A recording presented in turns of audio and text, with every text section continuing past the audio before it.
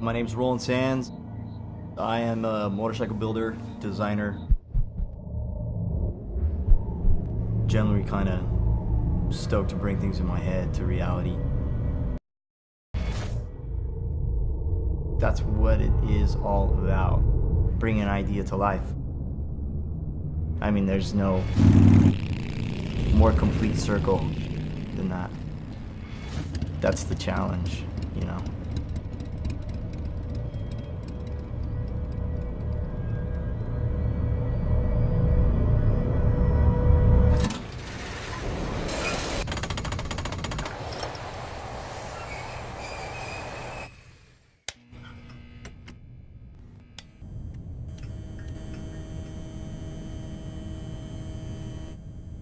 I was around motorcycles, I mean, since I can remember, really.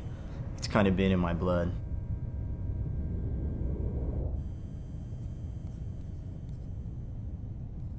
When I was 18, I was like a drug addiction, man.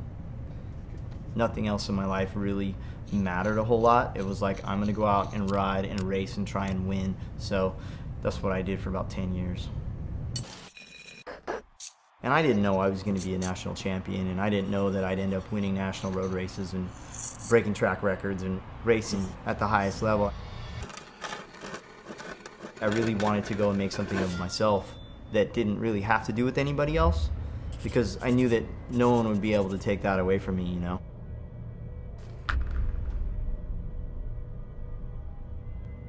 Pushing myself seems kind of like a way of life.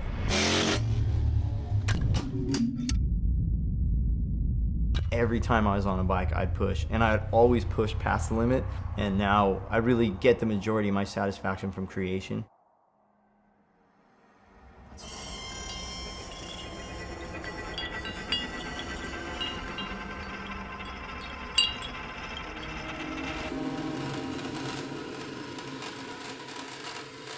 I don't know, some people call me one of the top builders, I guess I am, but what's different is in this realm of building motorcycles, it's not about being the best as much as it's about just creating and wanting to build new stuff and cool stuff.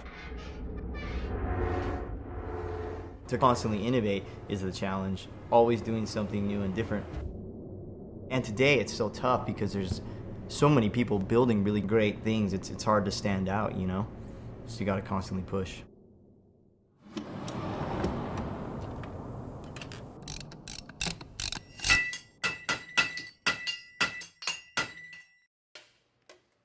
Creating something, it is about bringing something to life.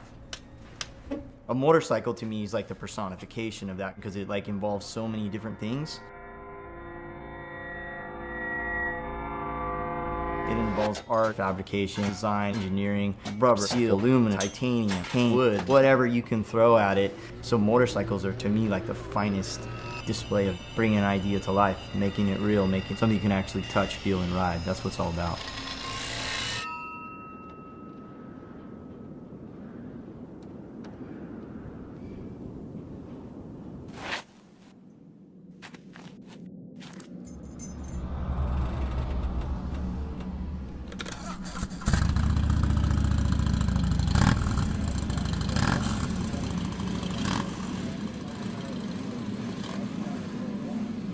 Being on a bike for me is just essential to life. It's the purest expression of freedom and mobility.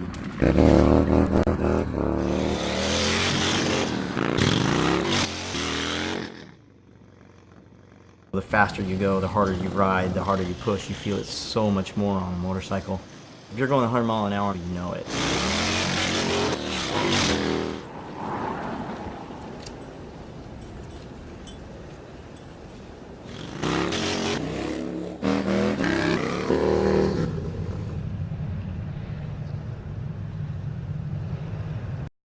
Physically, but also mentally, because you put so much focus into it.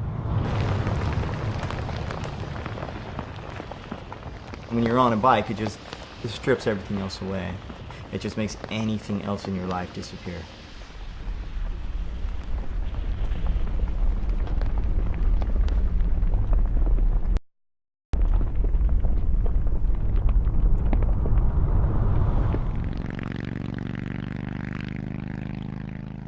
I'll never be away from bikes.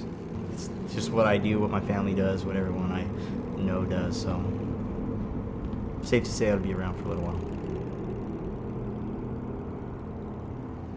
I don't see any other way for me personally but to just go after it every day. It just makes sense to me, so that's what I do. Life is one big project. You gotta hit it every day.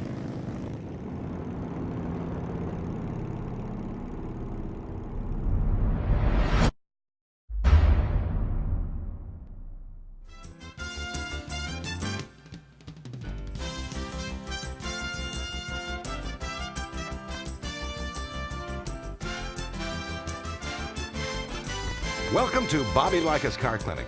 If you have a car question for Bobby, call now at 1-800-264-5454, toll free from anywhere in America. And now, here's your host, Bobby Likis. And welcome to this edition of Bobby Likis Car Clinic. Kim will take your call there. Marty White is our announcer for years, some 23 years, so thank you, Marty. We appreciate that. Marty's a local icon along the Gulf Coast of Florida, and I'm proud to have him as the original announcer for Bobby Likis Car Clinic.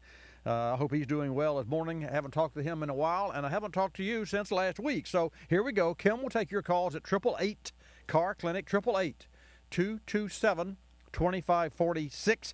Put you in a queue, and I will put you on the air. This segment of Bobby Likis Car Clinic is brought to you by O'Reilly Auto Parts. Sign up to be an O Rewards member today and start earning instantly $5 back for every $150 you spend. It's fast, easy, and free, and only at O'Reilly Auto Parts. Better parts, better prices every day. See store for details. And this segment of Bobby Likis Car Clinic is also brought to you by K&N, the original performance air filter of yours truly and NASCAR. Or maybe I should say of NASCAR and yours truly. I think NASCAR is a bit larger than we are. And if you like to see cars running 200 plus miles an hour, I don't know how they do that, 195 miles an hour, and you turn left. Fancy that. And fancy this. I'll take your calls when I get back. I see Jim is on the phone, and your calls at 888-227-2546. Like us, you'll love us. This mailbag is brought to you by K&N, the world's best air filter. Gary in Baltimore writes, Bobby, I'm a longtime listener and now follow you on Facebook. My 2008 Toyota Corolla smells like a locker room inside, and air fresheners only help temporarily. A friend told me his car had a filter for the interior. Does mine? Great question, Gary. What you're looking for is a cabin air filter. About 80% of new vehicles have one, or a place where one can be installed. So check your owner's manual. A clean cabin air filter is great for creating a nice smelling interior, but a dirty cabin is a breeding ground for mold and mildew, which causes musty odors. Dirty cabin air filters also restrict making your air conditioner and heater work harder. K&N's new line of washable, reusable cabin air filters and refresher spray have an electrostatic charge that captures most airborne contaminants, helping to control odors. Go to knfilters.com for all the reasons K&N is the world's best air filter. O'Reilly. Not an O'Reilly O Rewards member yet? Now you can sign up online at O Rewards. Enroll today and start earning $5 back on every $150 you spend. Visit ORewards.com and become an O'Reilly O Rewards member today. It's fast, easy, and free. O'Reilly Auto Parts. Better prices every day. O'Reilly Auto Parts.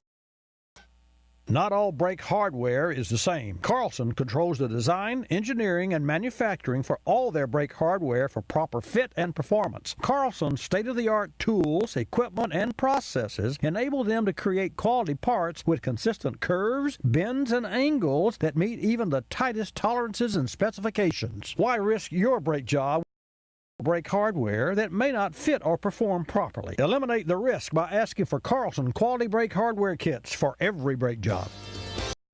You're listening to this Car Clinic. Where are you going? To kill the weeds. Whoa, don't kill the like you did last time. Hey, wise men make mistakes. They just don't make them twice. What's different this time? This time, I've got Ortho Weed Begone Max. It kills weeds down to the root, but unlike other products, it doesn't kill the grass. Ooh, so impressive. Well, I've done it the wrong way, so I figured I might as well try it the right way. I'm all for that. Kill the weeds, not the grass. Get Ortho Weed Begone Max and defend what's yours. It straddles the line between timeless classic and modern luxury. The grape tomato. The ruby red in a sea of greens. The muse behind the great chef, Boyardee. Beefaroni, mi amore. Oh, tomato. Are you fruit? Are you vegetable? What is identity? Groceries, essentials, signature value. The Everyday Collection by Target.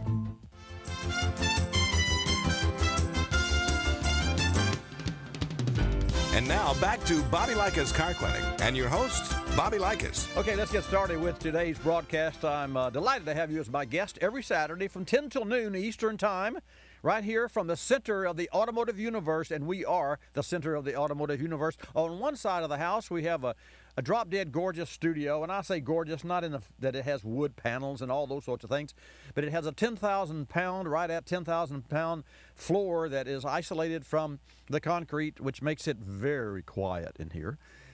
Also, there's a control room, and in the control room, of course, Mr. Gregory, Tony Gregory, is our producer and director and jack of all trades, and he will keep you in the loop via the buttons of the board, the master buttons, and Miss Kim will take your calls at 888 Car Clinic. That's 888-227-2546, and Ted is right there with them in the control room in our chat room at Watch Bobby Live, so you can catch us on your local AM and or FM station, or you can go to watchbobbylive.com, which is a way cool, it's a Google-owned YouTube that has HD. You can fast forward, well, you can, what is it? You can rewind. Yes, you can rewind. So if you miss an answer or if you miss the beginning of someone's question, and I see Jim from Nebraska is on the hook, so we're going to take his call, you can back up and re-listen to the programming.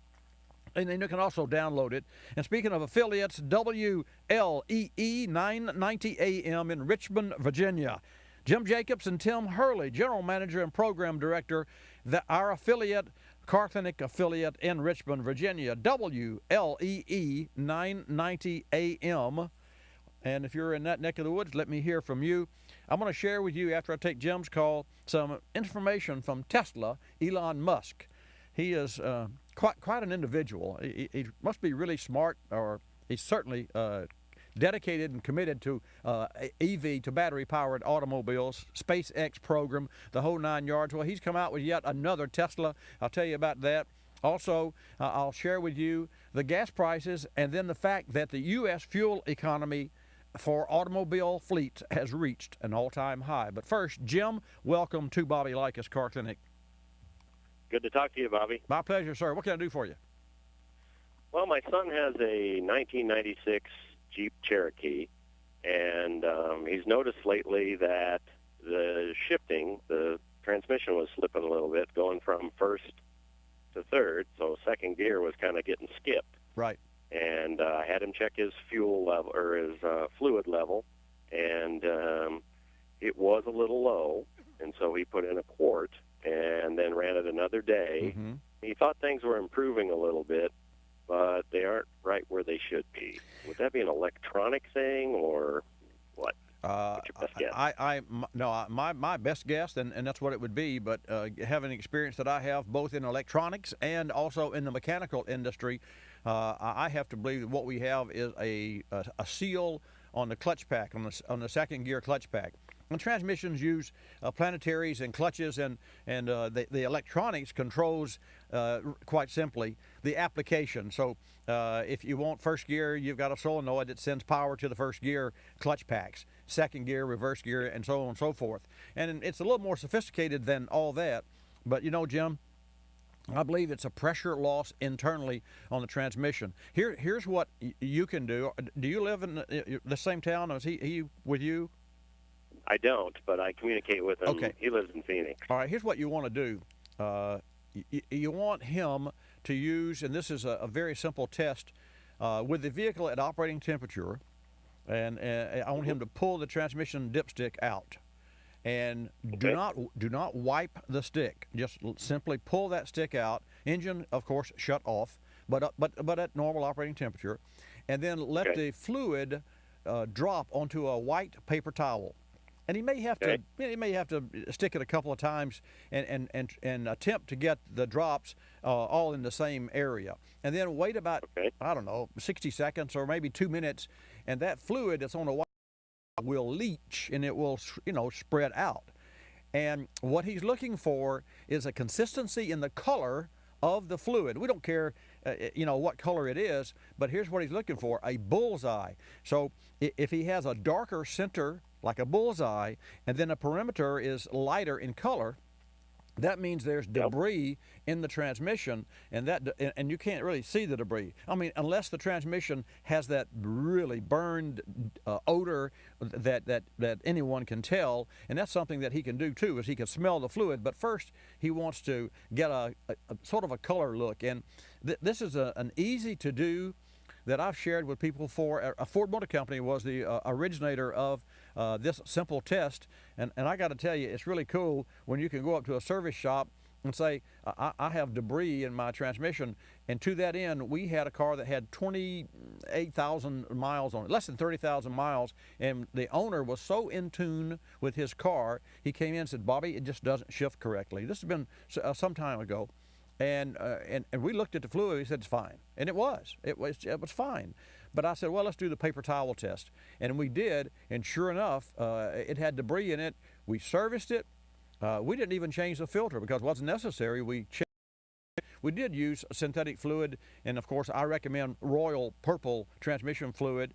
But with regard to your son's Jeep, the first thing he wants to do is to determine the condition of the fluid, because that's indeed a blood test for the internal workings of the transmission. And then after you get the information, feel free to reach back to me. If he sees debris, by all means, he'll want to have a company to change the fluid and what have you. But in my heart of hearts, I do not believe that's going to fix the transmission. And in the back of my brain, I see that there's internal problems here, not external. But there are tests that can be performed with pressure readings, and that needs to be done by an authorized or ASE certified tech, someone that's been there, done that. It can be a transmission shop, it can be an independent shop, it can be the dealer, as long as they are in tune and aligned and have experience in that field, if you know what I mean. And it'd be great if one of the techs drove a Jeep. It's like having a four-wheel drive. If you have a four-wheel drive or a diesel-powered vehicle, it's always best if you go to a shop that has a technician that has a four-wheel drive or indeed drives a diesel and is familiar with the nature of the beast, I say. Any questions? Yeah. All right. No, I appreciate your answer to my question. Oh, you're welcome. Where do you live in Nebraska? North Platte. North Platte. Well, that's a great station. We've been there for a long time, and KGFW, as I remember, and with all of our list of affiliates. And Jim, later on in today's broadcast, we're going to have Jeff Eastman, who is the president and CEO of the East Kansas Agra Energy. And it'll be a while. We're going to reach out to him and ask him some questions about diesel fuel and also some other renewable fuels. So in the meantime, stay tuned, and thanks for your call, and let me know what your son comes up with. All right. Well, thanks, Bobby. I'll listen to you every week. Thank you, my friend. Appreciate that. All right. 888-227, nice guy, 96 model Jeep Cherokee. You know, I didn't ask him, but I just wonder if the fluid had ever been changed. And to that end, folks, when you look at fluids, you think about fluids of your car, not just transmission, brake fluid, power steering fluid. You look in your owner's manual, you will not see power steering fluid mentioned. Maybe you will not see any maintenance or schedule service for power steering fluid. And yet, think about this. And even in the service shops, very few service shops are in tune with the fluids of your car, specifically the power steering fluid. But let's say that you put a gallon of cooking oil on the stove, and you set it at 200 degrees, and you left it all day. And it would, of course, you couldn't really cook food very quickly, but it would stay warm, and it would stay at 200 degrees. And then maybe you leave it for 2 days. Well, how about a week? Well, how about a month? And you see where I'm going here. Over time, that oil will oxidize. When it oxidizes, then that exposes the molecules of oil to more air because it has air in it, because it's oxidized, and that allows the deterioration or enhances the deterioration of the oil itself. And after a week or two, and I've never done this, but I can assure you after a week or two or a month, you'd have to just throw the pan away because you'd have just a pan of gunk. And that is exactly what happens in your power steering system, because there's no filters in the power steering system. There's a cooler per se, but it's a wannabe cooler, and most power steering systems run hot. And the bottom line, if you have 50,000 miles on your car, the power steering fluid needs to be changed. So you just ask your service provider the next time you go in and take your car in for service, would you please look at the power steering fluid? And I will share this with you. You can smell the fluid, and you'll know exactly what I'm talking about, and the rest of the fluids as well.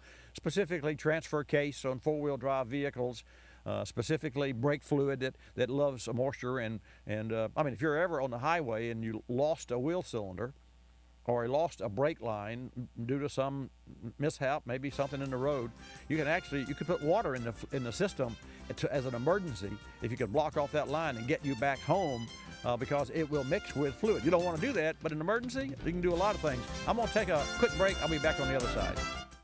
When it comes to your car battery, you expect it to work. Turn the key and go. Start engineering, strong, consistent starts are exactly what you get with PowerFrame Grid technology. Batteries that use PowerFrame Grid technology provide superior cranking power with up to 70% better electrical flow than other grid designs. Look for the PowerFrame logo on the outside of your next battery. It means true strength on the inside. Visit powerframe.com to find a retailer near.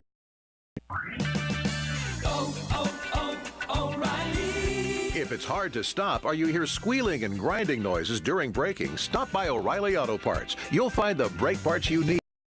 Brands like Brake Best Select, and Wagner Thermo Quiet at everyday low prices. Play it safe with brake parts from O'Reilly Auto Parts. Better parts, better every day. O'Reilly Auto Parts. Stant is the nation's leading manufacturer of automotive fuel caps, radiator caps, and thermostats. Stant brings their original equipment expertise to the Stant line of quality aftermarket products. Take fuel caps. Stant offers the only aftermarket fuel cap designed and manufactured with all the safety features of OE caps. A lost motion feature gives the cap handle some freedom to turn while maintaining a seal. A breakaway groove allows the cap to remain sealed even if some of the cap has broken away. Both are safety features helping prevent fuel leakage during a crash. Further, Stant locking fuel caps protect your vehicle from fuel theft and vandalism. Older fuel cap seals can leak over time, which allows fuel vapors to escape and can also affect gas mileage. Replacing your gas cap is an easy and inexpensive maintenance item for your vehicle. Drive to Stant.com to learn more. Stant, we work well under pressure. You're listening to Bobby Likis Car Clinic. Hi, Tom Bodette talking to you on a cell phone to demonstrate how easy it is to make reservations in Motel 6 when you're on the road. Uh-oh, I'm just about to head into a tunnel. Anyway, just call 1-800-4-MOTEL-6. Clean, comfortable room. Lowest price of any national chain. Oh, sorry, this stupid phone's cutting out me. Man, I hate these things. Call you back. I'm Tom Bodette for Motel 6, and we'll leave the light on for you at Accor Hotel. Shakespeare's Romeo and Juliet, brought to you by Geico Auto Insurance. I love you, Romeo. I love you, Juliet. Too bad our families hate each other. Yeah. How is Geico able to guarantee my claim repairs and still save me money? Don't know. All right, then. We can guarantee claim repairs for as long as you own your car, and you could save 15% on car insurance. Call Geico at 1-800-947-AUTO. That's 1-800-947-AUTO.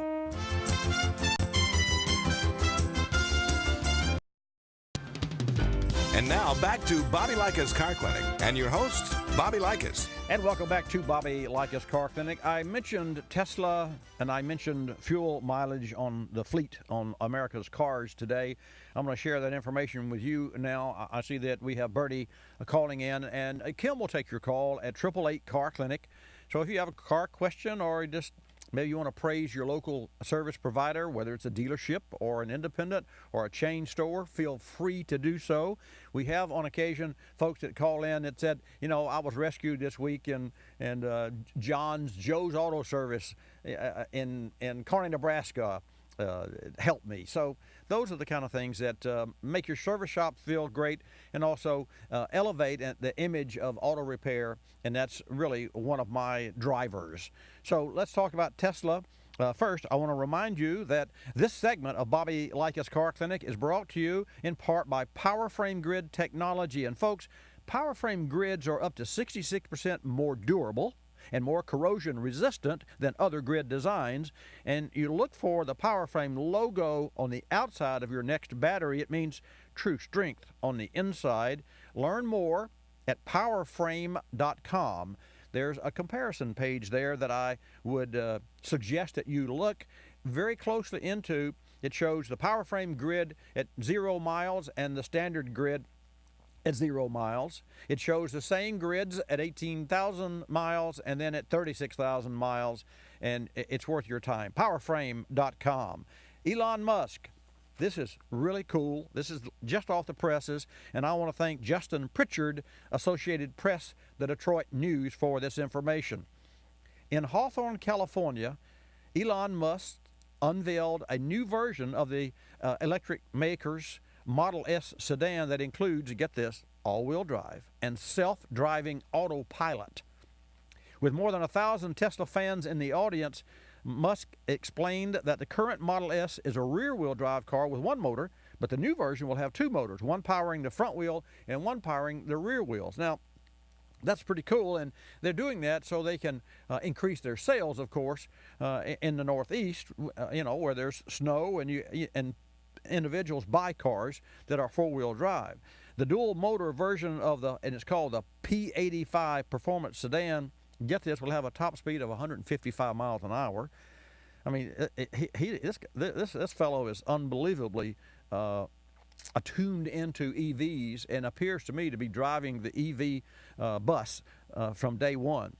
And that's compared to 130 miles per hour on the current model, and goes, get this, from 0 to 60 in 3.2 seconds. That's like an exotic sport car. And Elon says this car is nuts. It's like taking off from a carrier deck. And that's what he said at the airport near L.A., where another of his companies, the commercial rocket firm SpaceX, is based. And the crowd went wild, according to, there's 1,000 people there. So it must have been a whale of a party. But here's something that I think that it's worth you knowing, and it's interesting to me. The Model S will right itself if it wanders from its lane and brake automatically if it's about to hit something.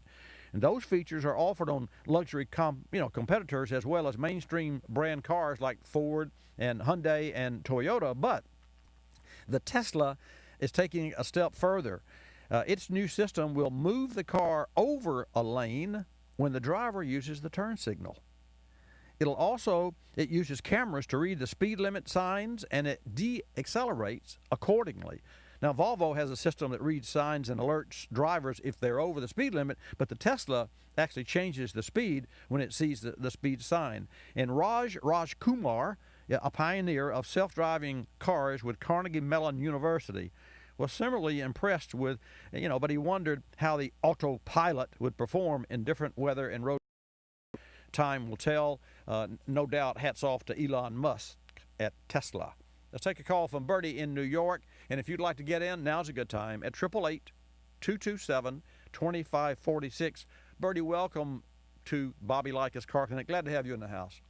Hi, Bobby. How are you? I'm great. Hey, I've got a 2002 Honda Civic that overheats. I changed the thermostat, and here's what I'm seeing now every morning or after I've driven a long time. The overflow bottle is completely full to the brim, and the radiator gets low. and as if it's getting air in the system or something. I refill it every morning, and but that overflow bottle is full, and the radiator is low in the mornings, and every day I fill it. So I'm worried about a head gasket or maybe a cracked block, and I don't know. Okay, two tests here. Number one, well, I don't know that I would even test it because you don't have the tools to test it. No. The radiator cap, have you replaced it? No, I haven't. The radiator cap has two seals. It has a seal that holds 17 psi of pressure. And it could be 20, it could be 18, but roughly 15 to 20 psi of pressure. For every single pound of a psi of pressure increase, that elevates the boiling point of water 3.7 degrees. I think it's 3.1 or 3.7, but 3+ degrees. So 212 plus 1 psi becomes 215, and so on and so forth. In NASCAR, they'll actually run their engines 85 psi because they don't use coolant because it's too slick for, if it gets on the racetrack. So the water, as long as they can run coolant in liquid form, they can run that engine 300, 330, 350 degrees, and they do it all the time to finish that last 5 laps. And it's amazing. But getting back to your particular question, number one, the pressure is one thing that must be, the seal must be good. There's a vacuum seal on the cap as well. So let's say that you've got a car that the radiator's filled, and you put the cap on, and then as the coolant expands, which it does, and you can't compress the liquid, it will push out and go into the reservoir. Okay. Well, at nighttime when it cools down, what's it going to do? It has to, if that seal is good at the radiator cap, then it will pull back in that same coolant that it pushed out when it got hot, and that coolant will come and go. It will cycle, and so every morning when you crank it up, the radiator pushes the coolant. At nighttime, when you shut the car off and it cools down, it draws that coolant back in. If that seal is good on the vacuum side, if it's not, then it won't draw that back in. So you've got a void there, and that void is air, and that's why you're low on fluid. So air has to get into the system, and that means that it has to get in through a water pump seal. It has to get in through an intake manifold seal or a head gasket seal. Those are the real serious parts that you don't want it to be, especially when you can replace the radiator cap, and that's a nominal charge, and it's something you can do yourself. And one of the biggest challenges that I know, Bertie, with regard to today's cars is if you take the radiator cap off and run the engine till the thermostat opens up, before the fan comes on, like in some cars, you're looking at 230 degrees. So when you got the cap off, it starts to boil, even with a healthy car. So it's sometimes often difficult to get all the air out of the system. And it sounds to me like that's one of your problems. The cap could be the problem. Yeah. And then you're seeing the results of the cap. And of course, I'm going to recommend a Stant cap. Yeah, Stant. Which is what? You can find Stant caps at your local auto parts stores. But the bottom line, you want to make sure that you get the factory pressure cap. So you don't need any really fancy cap. Now Stant makes a great thermostat. So if you should replace the thermostat, do not use the factory replacement from a parts store. Use the Super Stat because it is a superior thermostat. And if you're going to pull the housing off, you may as well replace the original equipment with a better product. And I know for a fact because I use that better product and have for years. Getting back to your particular challenge, I do believe that you're getting air in the system, and I think hoping for you that it is indeed not a head gasket. And there are tests that you can do if the cap doesn't fix it, and you still think that there's exhaust gas in the coolant, you can go to a local auto parts store and buy what's called a block tester, engine block tester, and it's simply a big syringe like a turkey baster. Yeah. And it comes with blue chemical fluid. You do not mix coolant with this fluid, but you get the vehicle at an operating temperature with the cap off of it, and you can see the little bubbles start to come because this is starting to boil. And so you'll put it into the radiator as the instructions show you, and you'll draw the vapors off that boiling, like a pot, like holding your hand over boiling water, but not enough to burn yourself, but you're getting moist. So you'll get that's vapors. If that blue fluid turns yellow, then that means there's exhaust gases in the coolant, and the only way that can be is for a head problem. So that's the second test you're going to do. The first thing you're going to do is just put a new radiator cap, and then call me back and tell me how great I am. I will call you now, Bobby. Well, quick one now. Sure. I've been monitoring the temperature with a little meter.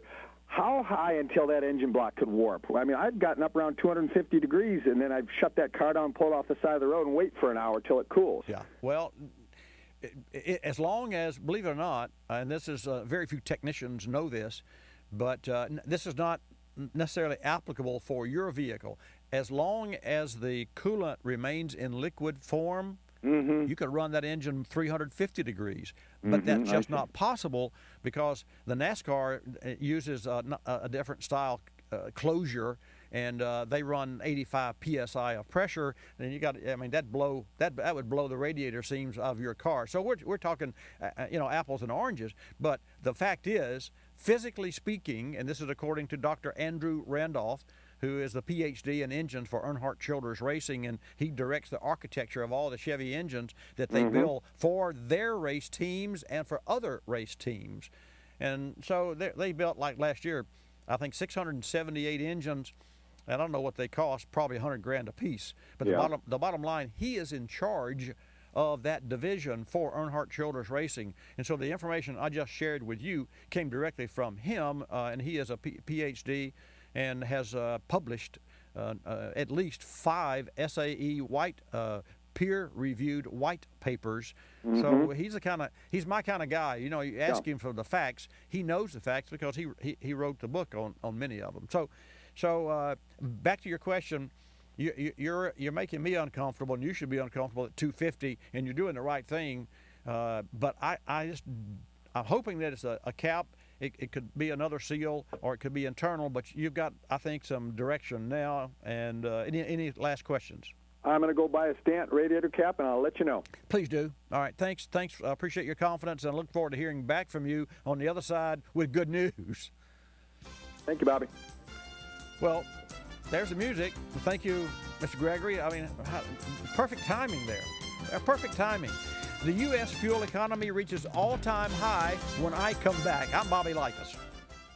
I'm Bobby Likis, calling all technicians with 20 facts about ethanol. Some say ethanol causes phase separation of gasoline and water in your tank, which can cause corrosion. But here's the fact. Zero ethanol, or all hydrocarbon gasoline, can suspend about 0.15 teaspoons of water before it separates. E10, gasoline with 10% ethanol, can suspend about 4 teaspoons. That's over 26 times more. And contrary to popular belief, it's difficult, if not nearly impossible, to absorb enough water from the atmosphere to induce phase separation. At 70 degrees Fahrenheit and 70% relative humidity, to saturate a gallon of all hydrocarbon gasoline would take several months, and much longer for an E10 blend. I'm Bobby Likis, calling all technicians with 20 facts about ethanol.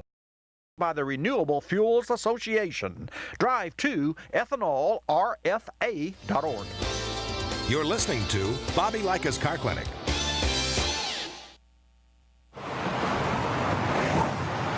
I'm your blind spot.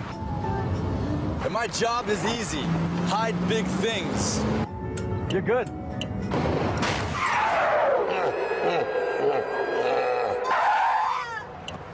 And if you named your own price on car insurance, you could be paying for this yourself. So get Allstate. You can save money and be better protected. Like me. Dollar for dollar. Nobody protects you from mayhem like Allstate agents. P-Ricey Outfitters, I'm Tina. How can I help you? I'd like to place an order. Great. Which item? The cotton roll neck sweater, large. Okay. Periwinkle, Loden, or caramel? The caramel, please. The what? I'd like it in caramel. Oh, the caramel? Yeah, that's what I said, Tina. Actually, you said caramel when it's pronounced caramel. Can't we just call it yellow? No. Everyone knows the best part of a Milky Way. They just don't know how to say it. After all, it's our caramel. It's caramel. Ugh, that makes a Milky Way great. If you're familiar with the Kulseford section of the newspaper, you probably understand this message quite well. You see, in the Kulseford section, everything gets abbreviated. Consonants, symbols, prepositional phrases, the very building blocks of our language are thrown right out the window. And that makes it difficult when you're trying to sell your car. You've got a limited amount of space to work with, and by the time you abbreviate the description of your car down to a couple of fragmented sentences, it's a car and more like a Bluck sedan with sniffed like new condition limos. No wonder more people are selling their cars through eBay Motors. They can post unlimited text and photo descriptions, and with a nationwide marketplace, they're likely to sell it for more. Plus, both parties can be covered by eBay's program. Buyers are happy, sellers are happy, and no one's abbreviating. eBay Motors, a better way to sell your car.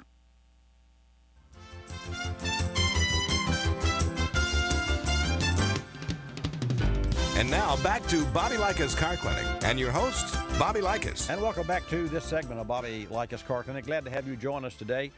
Just carve out a couple hours or a couple of minutes or so every Saturday. We're live from 10 till noon Eastern Time globally. And our global cast comes to you from the center of the automotive, which, folks, is really, really neat. And I've mentioned this before. For those of you who aren't familiar, some 50 or 60 hours a week on the service side of Bobby Likis Car Clinic Service Pre-Repair, which is the prevention of repair. We service, repair, and maintain some, in the 43 years, more than 200,000 automobiles for our customers. 5 days a week, we're in the trenches there, day to day, with interacting with customers. And I got to tell you, very interesting week that I had. I won't go into all the details except to share with you that one of the things that I'm seeing more and more, I see women that need the guidance and direction of service shops. So if you're in the service shop business, take time, give them time, and help them, help women. Men are better than they used to be. At one time, men thought that they were born with the genes with which to fix an automobile, but as sophisticated as cars are today, that's not necessarily the case. But women will actually listen at the service desk longer and ask more questions than men. So hats off to the women, and I will share this with you. I had a lady that come into our service shop this week that had been to another service shop, and she really just wanted a second opinion. And they were right on. And I explained to her that service shop was right on, and they were giving her the correct information. We looked at her automobile, and sure enough, it had a bad bearing. I drove it with her. I didn't have to get out of the parking lot before I heard this terrible, terrible front bearing. And the bottom line, we ended up replacing both front hub bearings and the right CV axle because it was about the joint itself was just hanging out with a boot. So those are the things that need to be inspected, and those are the things that could lead to a non-road worthiness. Those are the kind of things that you need to know on your car. And I said all that to say this: you can't do that in 10 minutes. So if when you take your car in, and this is not a slam against fast in, fast out oil change shops across the nation. I know you're in a hurry, you want to get the oil changed and you got to go. But the bottom line is, if every 5,000 miles is the time for you to get your car inspected, the oil change is not a simple oil change. There are things underneath the car. There are many items underneath the hood that need to be inspected by someone who's been there and done that. A pair of eyes that recognizes when a hose is deteriorated, when it's cracked, and you can actually feel, you can shake hands with a hose. You wouldn't want to do this, but you can squeeze the upper radiator hose, and if it crunches, it's deteriorated. It needs to be replaced. All the hoses need to be replaced. You can look at the belt. At one time, you look for cracks, but the belts have new design rubber now, and the rubber doesn't show cracks. So there's a gauge for checking the serpentine belt, and it's just like tread on a tire. There's a tread depth gauge, and there's a serpentine belt depth gauge as well. Those are the really simple inspections that you can't do in 10 minutes. None of these facts that I'm sharing with you, procedures, can be done properly in 10 minutes. So that's why when you go in for an oil service, you should schedule time and take a book.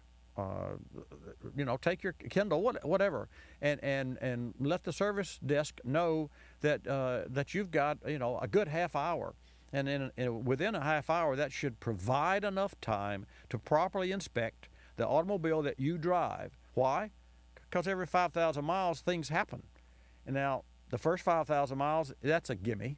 You got a new car, the first 15,000 miles. No problem. But you get beyond 15,000 miles, you have tire tread wear that I can assure you don't know you have. And you say, well, I only have 15,000 miles. Well, I had the car a year. Right. Now there's a bit of corrosion that could be taking place in the radiator. The pH should be tested. Just because the coolant cools, or antifreeze, which is what it's called in the winter, stops the freezing and is still chemically good with regard to its heating properties or its cooling properties or anti-freeze properties. It doesn't mean that the pH factor is good. High pH, anything over 8.5 to 9, starts to etch aluminum. And there's a lot of aluminum parts inside a cooling system. Anything below a 6 starts to rust iron, and there's a lot of iron in the system.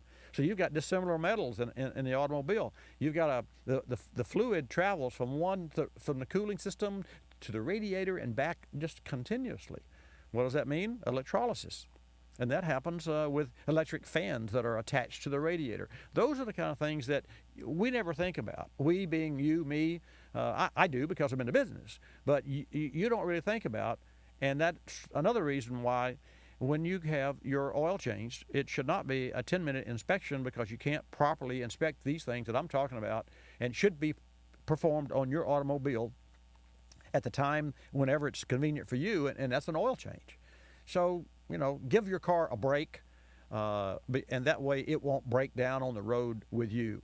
And get social with me, like me, on Facebook.com/Bobby Likis. That's Likis. Follow us on Twitter, Twitter.com/same Bobby Likis. Pinterest, and also on Instagram. This is new. You can go at Bobby Likis on Instagram, and that is the coolest.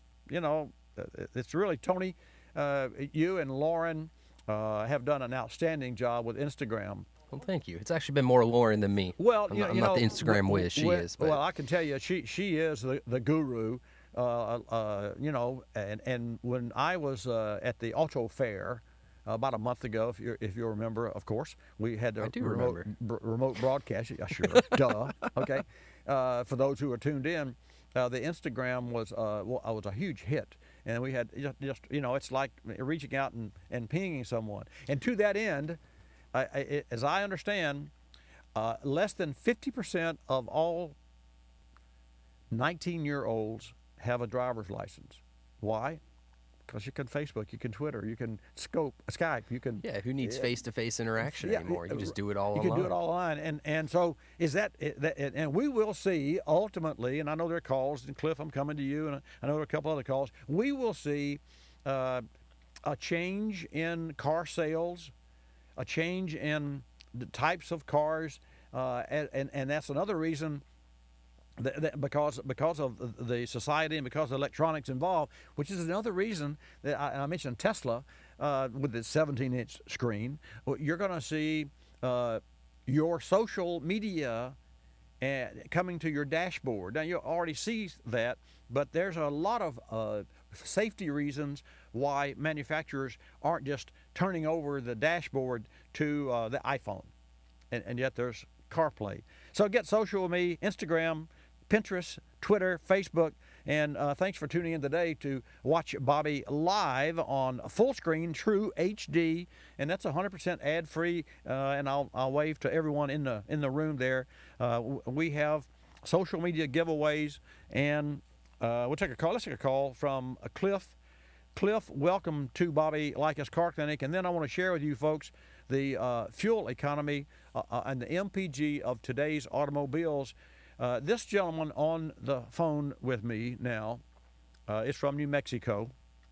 He is a blind automobile technician, mechanic. Cliff, it's always a pleasure to have you. And I understand you've been on ABC and CNBC and a lot of the top television stations and programs across the nation. But a hearty welcome to Bobby Likis Car Clinic. Well, thank you, Bobby. I want to give you thumbs up on what you just said about people rushing things out of the shop when you need to be double-checking things and make sure that things are felt the way they should be, fresh, and there's no brittleness in the belts and brittleness of the hoses, and there's no leaks coming from anywhere that shouldn't be coming. That's not normal. There's been some issues. We've heard about this, and we've had this happen in our shop. There at times something got rushed out, and then they get down the road, and no more than 2 blocks later, something happened to the car. Yes.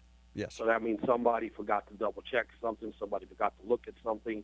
And sometimes sometimes the sight is different than the hand, because you may see something or oversee it and overlook it and realize that something was really wrong with it and something wasn't quite right. So it doesn't matter if it's a newer car or an older car, parts can wear out no matter what. By heat and cold, temperatures make a difference and wear on a lot of parts. Well, there's no question. You're right on the money there, and for you, it's all about the feel. I can only imagine how that would be for you to feel down around the lower end of a water pump for the weep hole to see if there's any moisture there. Right. I mean, what do you feel for just? I mean, the things that we talked about, but basically, how do you do what you do, being blind, Cliff? Well, I feel for cracks. I feel for wiring that may be a little brittle, that could be concerns of a fire. Maybe some areas that don't seem, there's a little scarred. Something that's gotten too hot, too much heat to that area. So because those are very important. Those can turn into fires later, and people don't realize, or a spark can ignite, because you're talking about combustible chamber engines. So you're talking some stuff that's pretty serious that, and you do hear about cars catching on fire and down the highway or the roads and on the news.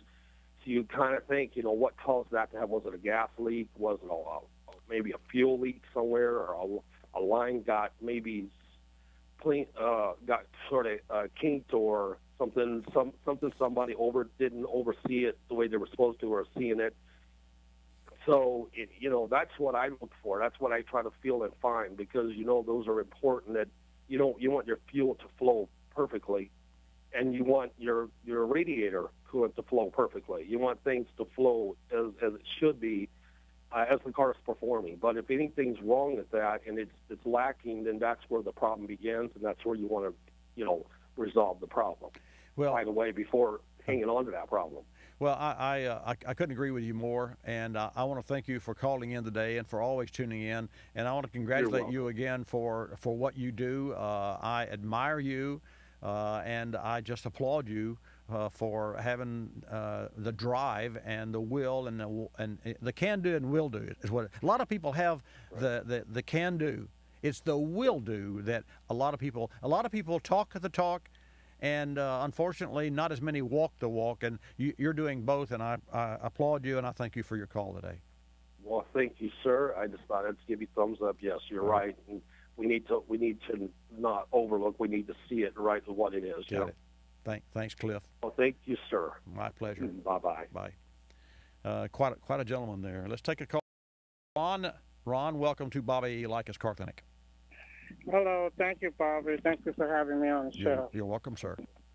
Yes, I have a 2005 Chevy Tahoe. My rear lift gate won't open or close. I replaced the lock actuator twice. Mm-hmm. First time it lasted a week, and the second time it lasted about a month.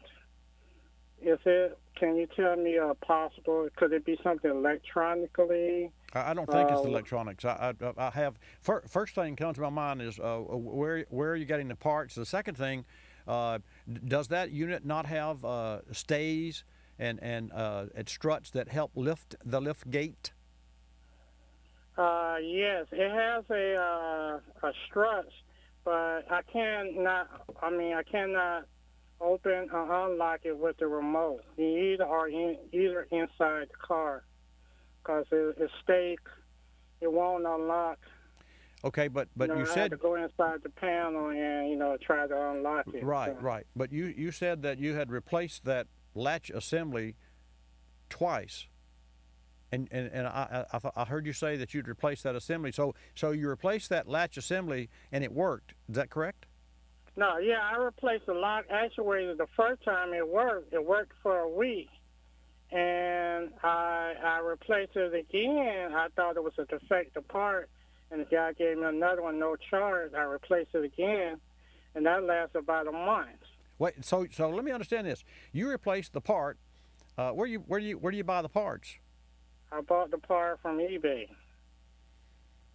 Well, that brings another question. But because see, we don't buy parts from eBay, and I mean I can say that I have bought items off eBay, 2 items that I can think of, but we don't buy from eBay. We buy from national auto parts stores or dealers, but that's neither here nor there. Here's the bottom line: if you replace the latch, and that latch worked, and then it quit working, and you replace the latch in a week, and then you replace the latch and it worked for a month, and it quit working, there's obviously something that's damaging the latch, whether it's improperly installed or you're just getting bad parts. I don't really know where the parts come from, so if I were you, I would take my vehicle to a local automotive service shop. I would pay them, agree to a half hour to share with them what you've done. Show them the part that you replaced, or tell them the part that you've replaced. Ask them and pay them to just do a cursory overview and provide for you the problem. And if you have to buy the part, pay them to install it. And then if you got a problem, you don't have to worry about it because it's covered under the warranty. That's what I would recommend being in the business. Thanks for your call, and I appreciate you reaching out to me today. 888 Car Clinic. MPG is an all-time high, and when I come back for the second hour of Bobby Likis Car Clinic, I'm going to share some information with you that is unbelievably accurate. Bobby Likis. Like us, you'll love us. This is Bobby Likis Car Clinic. Bobby Likis Car Clinic is a copyrighted presentation of Car Clinic Productions Incorporated and may not be reproduced or rebroadcast without the express written approval of Car Clinic Productions Incorporated.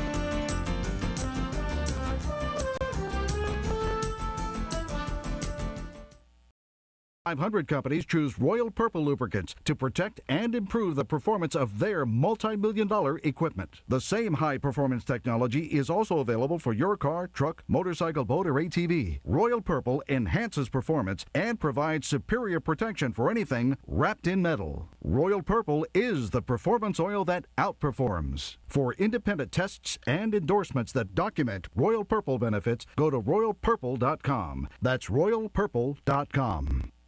I'm Bobby Likis, calling all technicians with 20 facts about ethanol. From Secretary of the Navy Ray Mabus. Every time the cost of a barrel of oil goes up $1, it costs the U.S. Navy $31 million. But it's costly in more ways than just money. For every 50 convoys of gasoline we bring in, we lose a Marine, killed or wounded.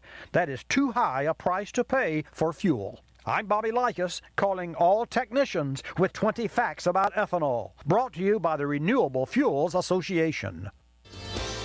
You're listening to Bobby Likis Car Clinic.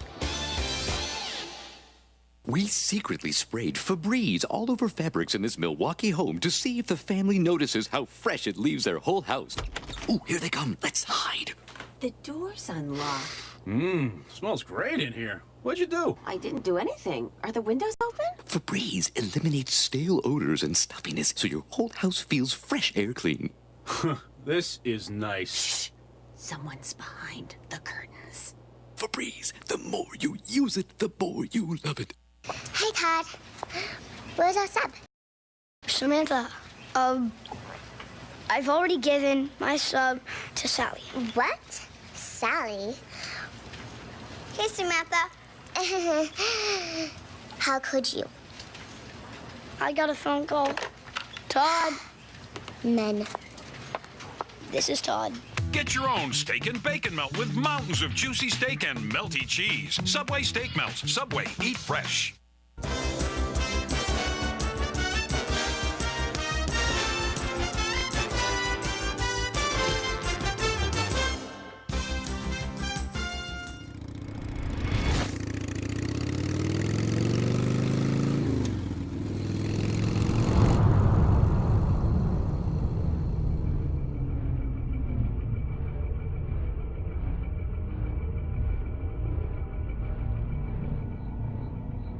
My name's Roland Sands. I am a motorcycle builder, designer. Generally kind of stoked to bring things in my head to reality. That's what it is all about, bringing an idea to life. I mean, there's no more complete circle than that. That's the challenge, you know.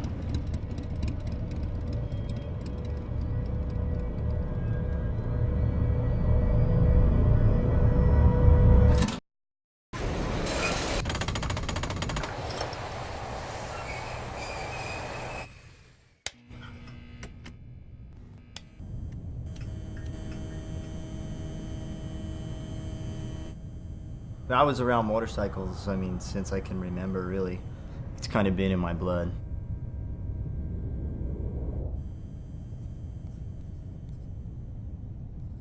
When I was 18, I was like a drug addiction, man. Nothing else in my life really mattered a whole lot. It was like, I'm gonna go out and ride and race and try and win. So that's what I did for about 10 years. And I didn't know I was going to be a national champion, and I didn't know that I'd end up winning national road races and breaking track records and racing at the highest level.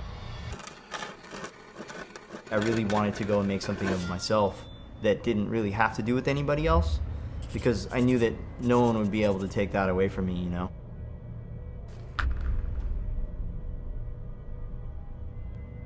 Pushing myself seems kind of like a way of life.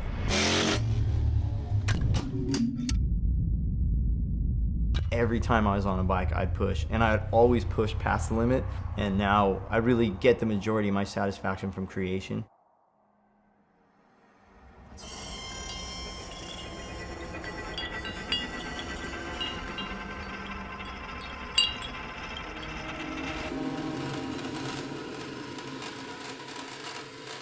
I don't know, some people call me one of the top builders, I guess I am, but it is in this realm of building motorcycles. It's not about being the best as much as it's about just creating and wanting to build new stuff and cool stuff. To constantly innovate is the challenge, always doing something new and different. And today it's so tough because there's so many people building really great things, it's hard to stand out, you know? So you gotta constantly push.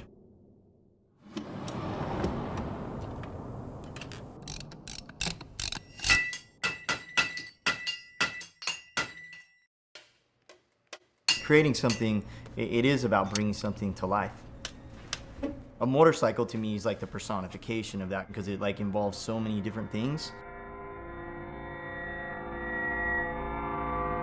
It involves art, fabrication, design, engineering, rubber, steel, aluminum, titanium, paint, wood, whatever you can throw at it.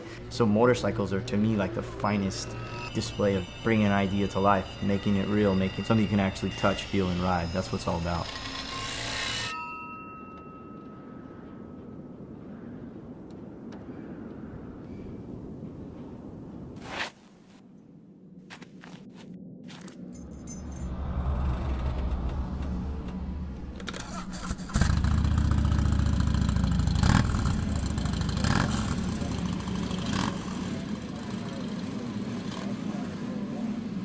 Being on a bike for me is just essential to life. It's the purest expression of freedom and mobility.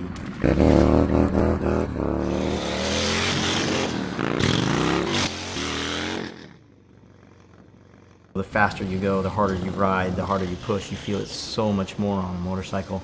If you're going 100 miles an hour, you know it.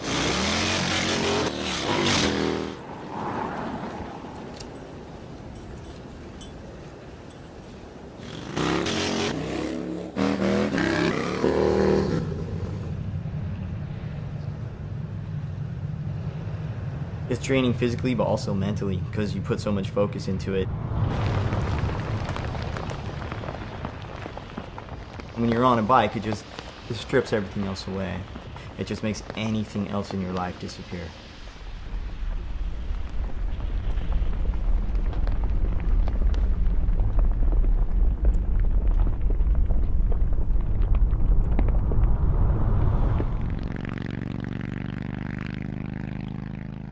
I'll never be away from bikes.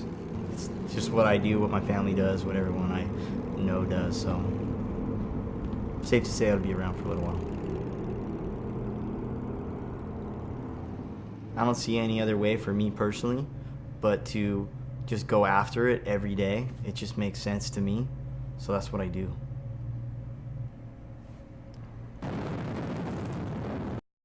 Big project. You gotta hit it every day.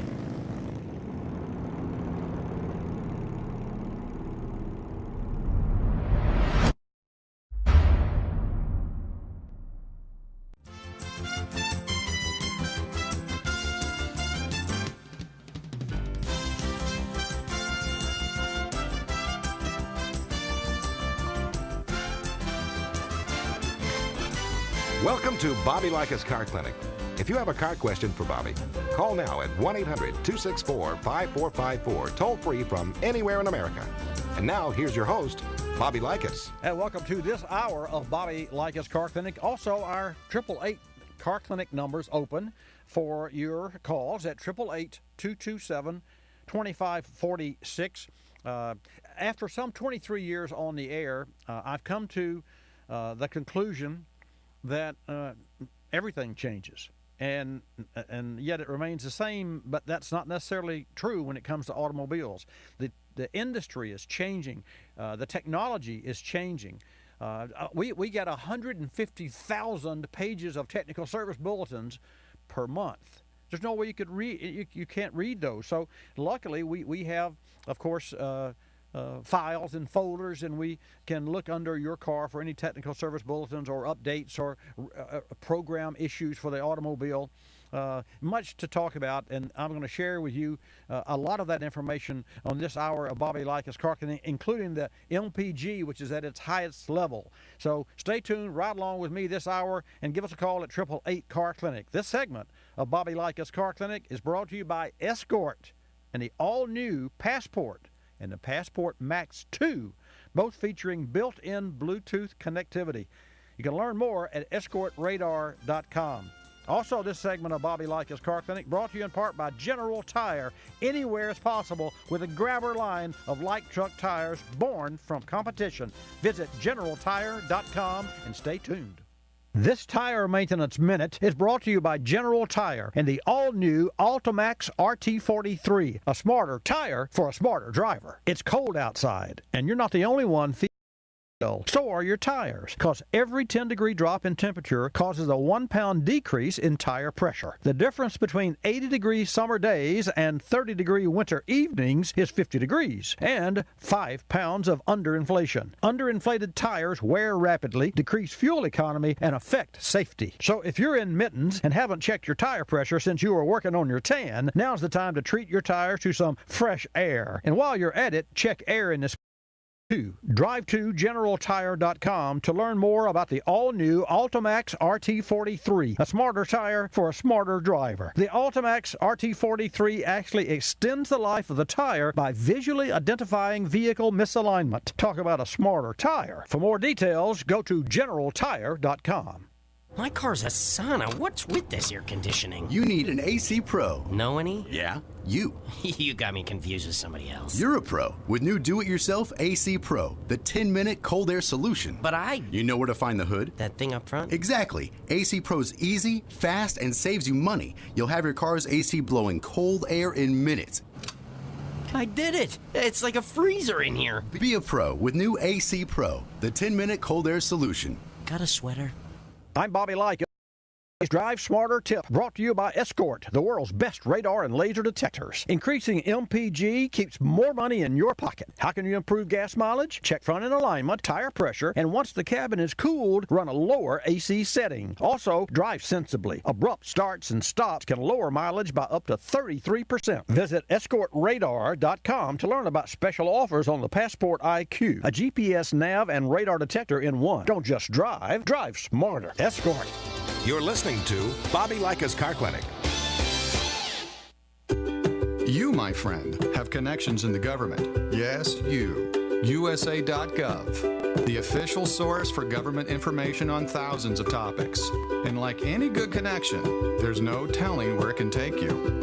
Why, one day you're getting student loan information. Next thing you know, you need job hunting tips. Today's road construction info could have you searching for telecommuting ideas tomorrow. The more you use USA.gov, the more uses you'll find for it. Passport applications, for example. They've been known to lead to a sudden interest in travel advisories. Our new mobile apps will even update you on the go. So whether you have information to get or ideas to give your government, check out USA.gov. Who knows? Lottery results today could lead to retirement planning tomorrow. USA.gov. With the right connections, there's no telling where you can go.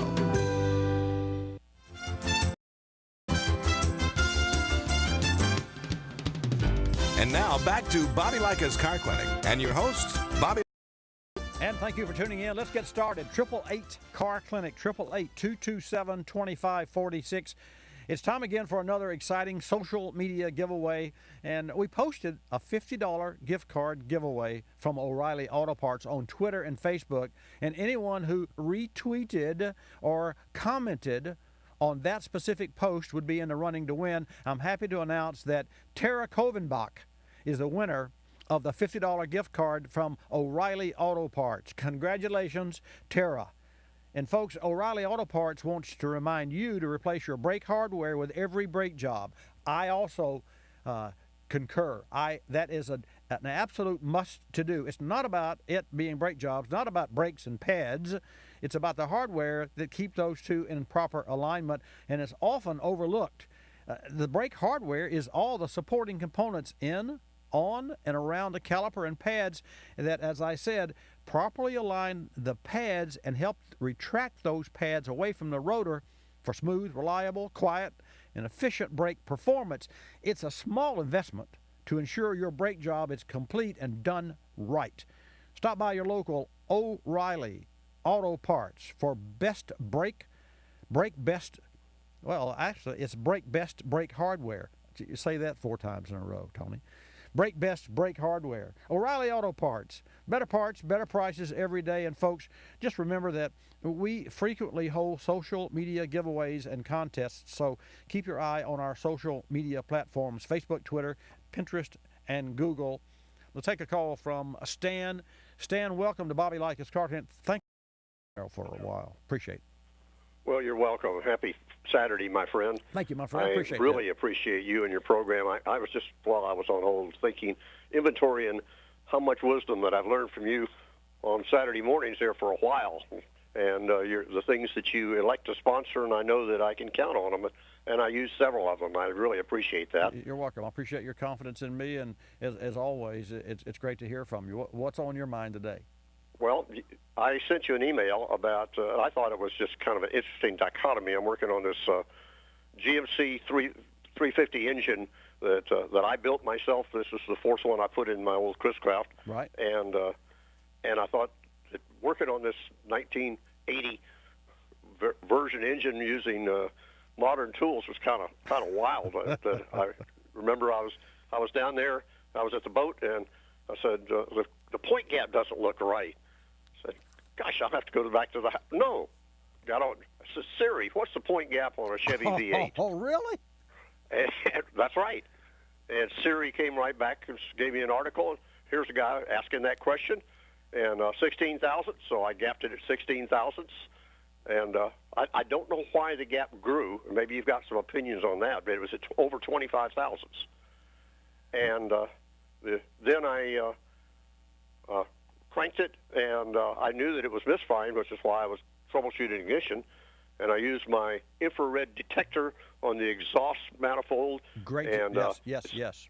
And I had 2 cold cylinders, so I changed those plugs, and now I've got now they're all firing, and I said, this is kind of wild. This is none of these tools I had back in the age of that engine, and now my question is that those number 7 and 8 on this, which is the furthest back on this engine. Okay. And my question is that significant that those 2 are the ones that were either gasoline or combination gasoline and oil fouled? I'd have to look at the plug. I do remember that you sent me a picture, but of course you know, holding the plug is one thing, and looking at it looked like they were fuel fouled to me. Oil will leave debris, and it will leave a buildup of carbon. Fuel would just be black, and from the photos that you sent to me, Stan, they were black, which is which is a fuel, a hydrocarbon. So I got to believe that I have to believe that you have a possible carburetor problem, and it's draining fuel when the engine is shut off, and then it pools up, and you fire it, and it ends up in the back spark plugs.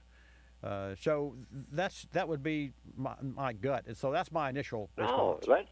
That is great. I knew I could count on you. You're most kind. I appreciate you, and I always appreciate you tuning in. And folks, this gentleman is no lightweight. He's built racing engines, and also you've done some racing with your own on your own 2 feet, as I understand. I kind of got moved from sports car racing, which I did for over 15 years, building and owning my own race car and driving it, to when I retired and moved back here. It was too far away from any race course, so I bought the boat, and my racing moved to my feet. So I've been doing marathons and triathlons since, and enjoying the camaraderie that happens in those fields too. Well, I have to admire you, because I'm just not light on my feet. I'm not light on my feet at all, and I love to ride in my car. So, hey, thanks for calling, and thanks for tuning in to stay with us. And I will pull that old quadrijet off. Yeah, do that, and lift it off. Let it sit. Fire it one night, and then the next morning, give it a overnight stand, and then lift it off very carefully and look underneath the center of the plate for raw fuel. Intake manifolds always have some emissions in them. That's just why we got away from carburetors. But you're going to see some wet, and if you need help on that, let me know, and we'll take care of you. Thank you very much. Thank you very much. Thanks for calling. God bless you. Bye-bye. Thank you. What a nice gentleman he is. Marathon, really. Folks, later in the program, we're going to have Jeff Eastman, President and CEO of East Kansas Agra Energy. And in fact, he's in the queue now. We're going to come back and talk with him. I'll take another call first. But Jeff is going to be discussing the consumer benefits of ethanol production and the impact, and get this, on local communities and its effect on America's national security. He'll also shed some light on advanced biodiesel. I have some questions for him, and we're going to be talking with him soon. In the meantime, John from South Carolina, welcome to Bobby Likis Car Clinic. Yes, thank you, Bobby. When I was a younger man, perhaps 50 years ago, there was a racing, a racing engine. It was, a hot engine, if you'd call it. And as I recall it, I think what caused it was a racing cam, and it would cause that engine to lope. Sure. Kind of like kabloop, kabloop, kabloop. And that first part of my question is, what was the purpose of a racing cam that would cause an engine to run so unevenly as I recall that engine running? Do you recall engines like that? Well, that's even true for all camshafts. It's called overlap, and understand this, in a very plain sense of the word.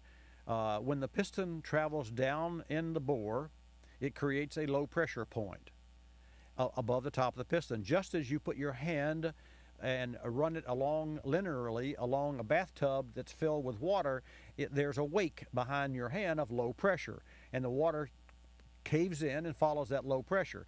A piston goes down, the intake valve opens, the atmospheric pressure pushes air. There's no vacuum, there's a lower pressure. The atmospheric air pushes the pressure pushes air into the cylinder to fill that void. When the piston gets to the bottom, certainly you shut the valve, and then you compress whatever air has been, pushed into that cylinder. And then whatever the compression ratio is, the volume of that cylinder, with a piston all the way down, let's say it's 1,000 cc's, and with a piston all the way up, it's 100, then you have a 10-to-1 compression ratio. Then you mix with that compressed air, fuel, and you light it with a spark plug, and that's what makes internal combustion engines run. The next go round, the exhaust valve opens, the power stroke, the piston is driven back down, and then at the very bottom again at the very bottom, the exhaust valve opens and the piston pushes the exhaust out of the exhaust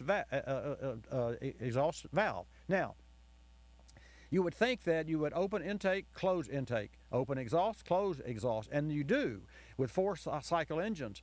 But when you increase RPM, the inertia comes into play, and so air that is in movement, in motion, tends to continue in motion, so you leave the valve open longer. And when the piston reaches the bottom, the air is flowing. And this is especially true for racing engines because the speed of the air is greatly enhanced, even without turbos or superchargers.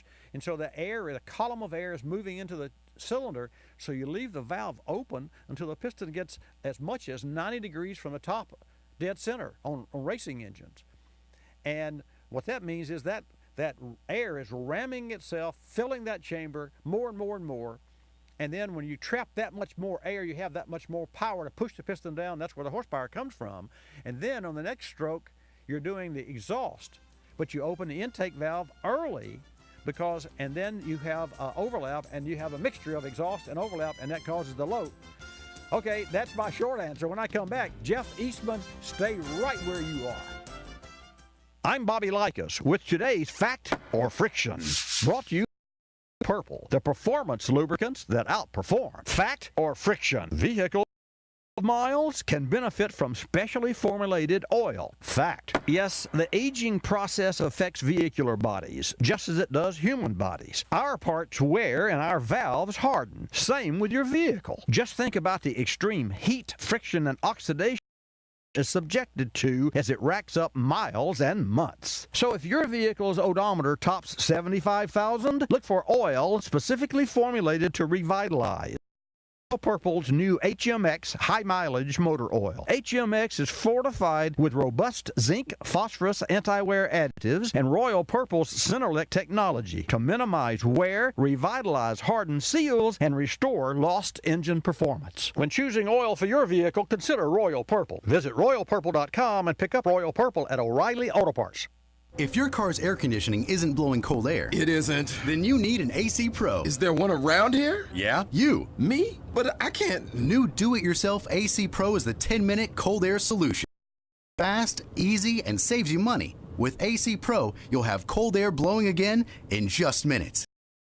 Wow, it's freezing in here, and I did it myself. See? You are an AC Pro. Yes, I am. New AC Pro, the 10-minute do-it-yourself auto AC cold air solution. How can you improve battery performance? Battery has power frame grid technology, a more advanced kind of positive grid technology that's designed to combat the common causes of premature battery failure. Power frame grid technology is formed from a single sheet of precisely rolled and stamped metal. This patented manufacturing process makes the battery more resistant to corrosion. Look for the Power Frame logo on the outside of your next battery. It means true strength on the inside. Visit powerframe.com to find a retailer near you. You're listening to Bobby Likis Car Clinic. I'm your tailgate grill. Your buddy was in such a rush to get into the game, he didn't quite put me out. I see you bought the industrial-sized bottle of lighter fluid. Smart. And if you got cut rate insurance, you could be paying for this yourself. So get an Allstate agent and be better protected from mayhem. Like me. Mayhem is everywhere. Are you in good hands? In 50, turn left. Why are you driving so slowly? After a few drinks, I'm taking it slow. Well, you're not fooling the cop behind you. What? Get ready to pay in 0.1 miles. Getting pulled over for buzz driving could cost you around $10,000 in fines, legal fees, and increased insurance rates. Nothing kills a pulled over for buzz driving, because buzz driving is brought to you by the National Highway Traffic Safety Administration and the Ad Council.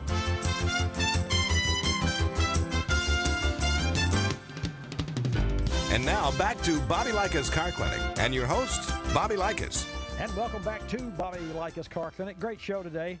Call with your car questions at 888 Car Clinic. Kim will take your call, put you in the queue, and I will put you on the air. Speaking of on the air, joining us now is Jeff Eastman, President and CEO of East Kansas Agra Energy. Jeff has a 20-year career in the bioenergy and grain processing industries, and before coming to East Kansas Agra Energy, Jeff served as President and CEO of Soy Energy, a biodiesel refinery based in Mason City, Iowa. And Jeff's professional background includes risk management, trading, marketing, and operations roles in Cargill's grain and energy businesses at location in the U.S. and Europe. Jeff currently serves on the board of directors of both the Renewable Fuels Association and Kansas Association of Ethanol Producers. A University of Nebraska alum, Jeff was also a non-commissioned officer in the U.S. Marine Corps for 11 years, and get this, folks, including service in the Marine Corps' Elite Embassy Guard. I don't know how you're going to respond to that, Jeff, but it's just my pleasure to have you join us on Bobby Likis Car Clinic. Well, thank you very much. I appreciate it. That was a long time ago, but it's Marine Corps, something I'm very proud of, so I'm still. Tell our Car Clinic listeners and viewers a little bit about your history in the ethanol industry and about East Kansas Agra Energy. Well, I've been in the industry about 20 years now, but I'll talk a little bit about East Kansas Agra Energy. You know, we're located in Garnett, Kansas, and for those of you that don't know where that's at, we're about an hour southwest from Kansas City, so fairly close to the city. What started as an idea in the year 2000 actually sprung out, and we started producing ethanol in 2005. So we've been going, gosh, it'll be 10 years next year, so we're pretty excited about that. We produce about 47 million gallons a year of ethanol, as well as we produce other co-products like corn oil and distillers grains. I've been here about a year, and like you said, before that I was at a biodiesel company, and my career at Cargill. Jeff, if you will, share with Car Clinic listeners, how does ethanol production benefit consumers? That's a great question. It's one that I get asked a lot as well, even in a small community that we live in, believe it or not, and it's something that people ask. You know, what I like to tell people is, you know, ethanol is one of the lowest cost liquid transportation fuels really in the world. I mean, it saves drivers really an average of about at the pump. Two factors play into that in the cost savings. You know, ethanol stretches the fuel supply. The more ethanol fuel, the less petroleum, for example, we need, and ultimately lowering the cost of oil. One of the larger items, again, I like to tell folks, is wholesale ethanol cheaper than wholesale gasoline. You know, so you mix this low-cost ethanol with the gasoline, it ultimately lowers the cost of the final product. You look at the prices today, it could be anywhere from a dime to 12 cents a gallon, and a 20-gallon tank. That's a lot of money there at the at the pump. To your race fans out there, you know, ethanol is a high-octane fuel additive, and NASCAR has been racing exclusively on ethanol blends for quite some time now. You know, the other choices, I guess, you want to talk about some of the choices out there for the consumers. Most people know about the E10 blends, which is 10% ethanol. It's been approved for all makes and models. Something your folks will be hearing about is E15. It's 15% ethanol, and it's been approved for use in vehicles 2001 and newer, as well as all flex fuel cars. And obviously we like to talk about the E85, which is 85% ethanol. And again, approved for use in all flex fuel vehicles. I'd like to shift gears now, and you're a veteran. How does ethanol impact and further America's national security? As you mentioned, yes, I'm a veteran. I proudly served the United States Marine Corps for over 11 years at spots around the world, so obviously I've got a real interesting viewpoint on where we sit. You know, America has been dependent on foreign oil that often comes from, particularly volatile portions of the world, i.e. the Middle East. Americans' foreign oil dependence threatens our national security, in my opinion. A primary goal of the Renewable Fuel Standard, known as the RFS, and I may refer to it as the RFS, was to promote energy independence and reduce America's dependence on foreign oil. A kind of a neat little tidbit here is, since the RFS was passed, oil imports have fallen. In 2005, oil import dependence was 60%. It's now down to 35% in 2013. Without ethanol, foreign import dependence would have been about 41% last year. I think it's pretty remarkable. As a Marine, I work to make America a safer place to live for all of us, and now I believe I'm doing it again as part of the ethanol industry. Being proud to be part of this industry. Let's draw in a little more directly to the local community, the East Kansas Agri Energy. What impact does that have there in Garner on the local community? Well, here in Garnett, we employ about 39 people. We've got a project coming up that will probably add another 12 to 15 folks, which, a small community of 3,500 people is pretty substantial. We've got moms working here. We've got a lot of veterans working here. We've got young people that might have easily moved out of Garnett to, say, Kansas City, the largest city close.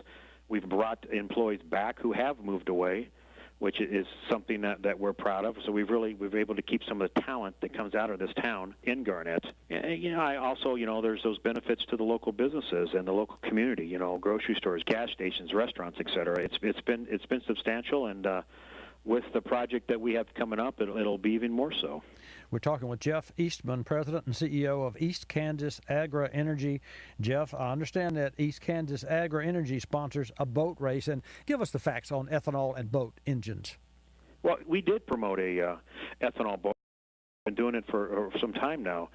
We sponsored what's called the Garnett Ethanol Hydroplane Shootout. It's a National Boat Racing Association competition. It was held here last July. MBRA has a long history of using E10, and they've been breaking speed records on our high-octane fuel. These are exciting, fast-paced races, including hydroplanes and roundabouts. It's just a pleasure to watch. People were bringing their kids out and sitting on the side of the lake watching these boats. Really, it was a great opportunity for us to disprove the misinformation about ethanol in boats. All boats are able to use an E10. It's safe. It's approved for marine engines. Another thing that people talk about is the difference between E10 and E15. Now, E15, so we're clear, is not approved for use in marine engines yet. But always, as with any motor, make sure you check your owner's manual before filling up. I'd like to shift gears one more time, Jeff, and thank you for your time today. Looking to the future, I understand that you will soon be producing 2 biofuels out of the same kernel of corn. Fill our Car Clinic listeners and viewers in on that information. That sounds exciting.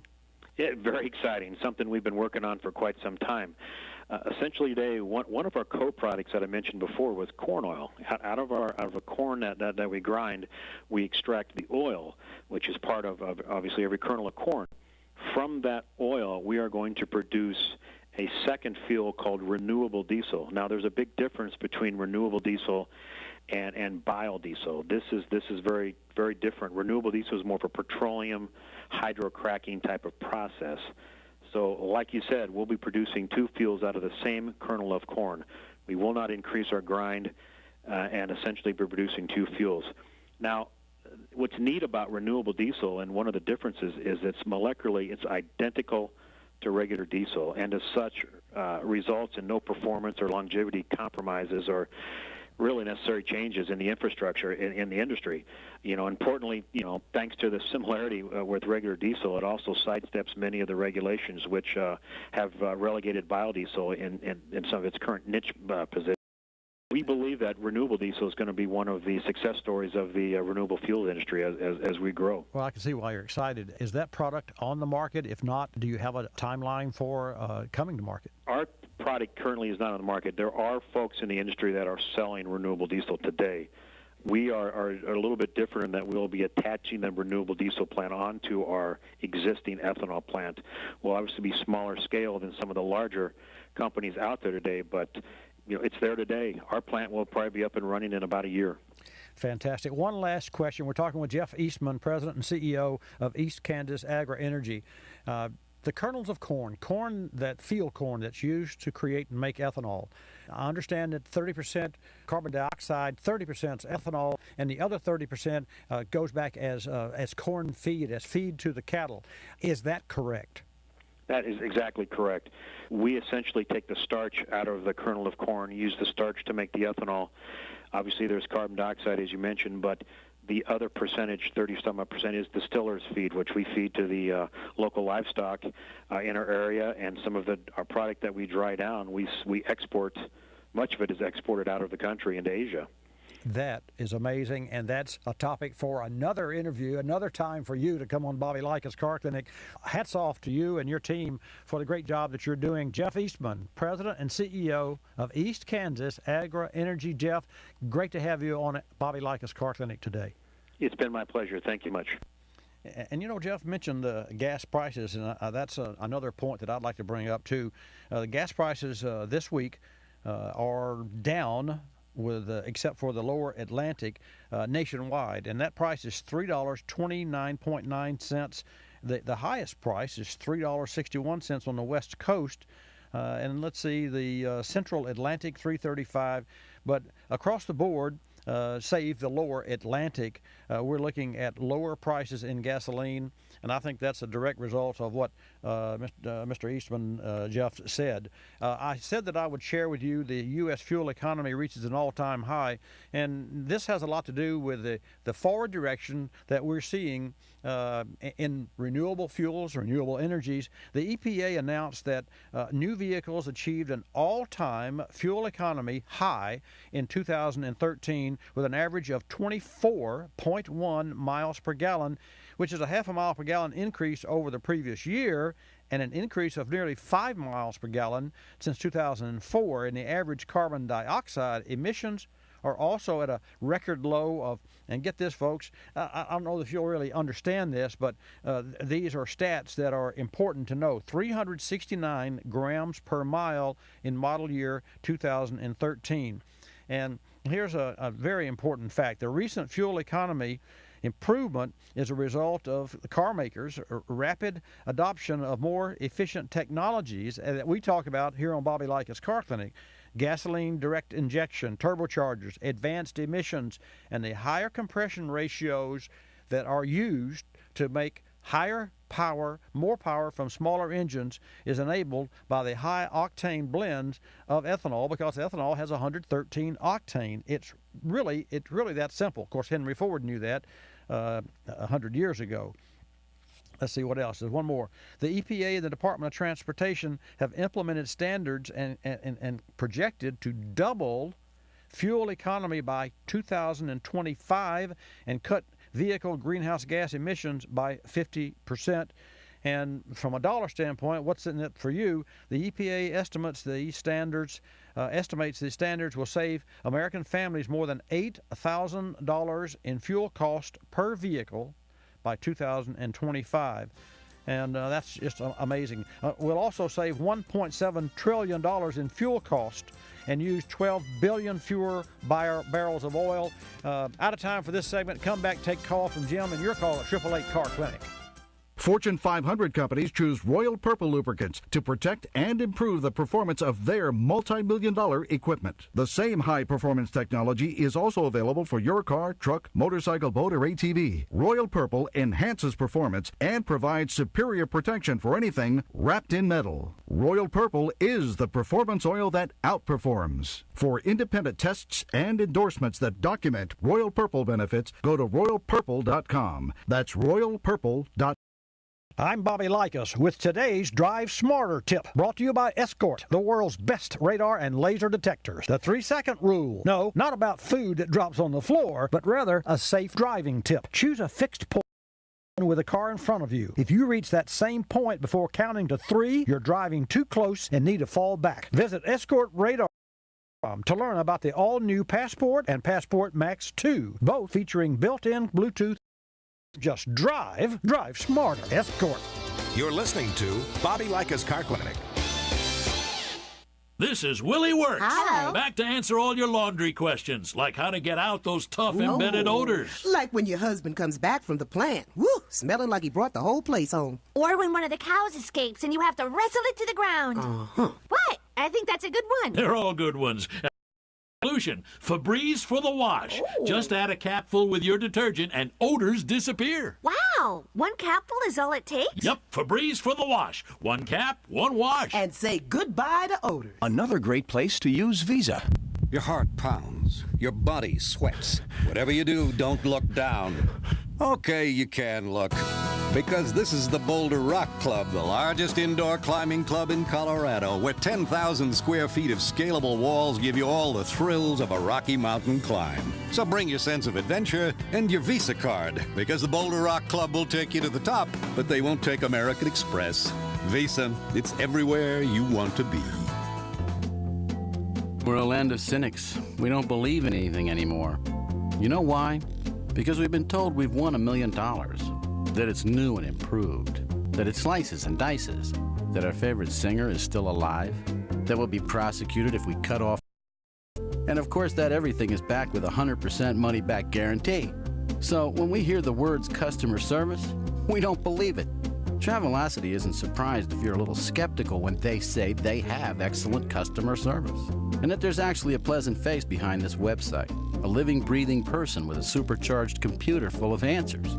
Someone who's willing to help when you get lost, and most of all, someone that will actually pick up the phone when you call with a question or a concern. Customer service is just another how Travelocity puts you in control of travel. Chances are you'll never have to use it, but it's good to know it'll be there if you need it. Travelocity.com. Go virtual.